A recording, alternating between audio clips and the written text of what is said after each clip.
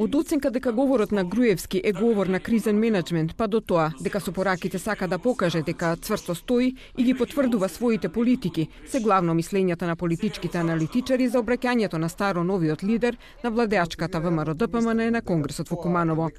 За најавата на Груевски дека политичката криза ќе добие правна и политичка разрешница, односно дека ќе следи истрага за, како што рече, прекршувањата на законите од страна на опозицијата, но и за сето она за што ги обвинувала СДСМ, според Петар Арцовски е само обид за манипулација. Тој се обидува да каже дека е подготвен да се истражат и работите за кои се обвинети сегашните функционери. Тоа е таа работа која ја признава. Целата стратегија на ВМРО-ДПМН е оваа криза да се избутка низ институциите како што се сега. А целата стратегија на опозицијата е дека не може низ овие институции кои се предмет на обвинувања да се тераат тие обвинувања. Владимир Божиновски исто така смета дека треба да има истрага за работата на кадрите на ВМРО-ДПМН, но според него особено е важно да има судска разрешница за случајот Пуч. Он навести дека целата онаа истрага која што беше започната со откривањето на аферата Пуч треба да добие и тоа го очекуваат, предпоставам, сите и судска завршница, но од друга страна се разбира не ја екстрахира можната одговорност доколку се утврди преку тоа, значи преку оние материјали кои што се објавуваат, преку истраги кои што предпоставам ќе бидат поттикнати и одговорноста на луѓе кои што се од самата власт.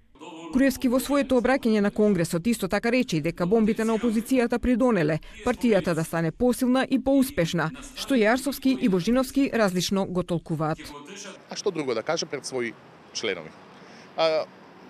Не е вистина дека бомбите ги направиле посилни, инаку тој немаше да има потреба да ги истражува содржината на бомбите, ниту да го проверува тимот.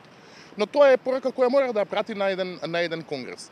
Главниот акцент беше ставен не толку на одредени нерегуларности кои што на некој начин се извршени од страна на одредени функционери, туку поише беше акцент ставен за да се создаде, дека наместо да се создадат од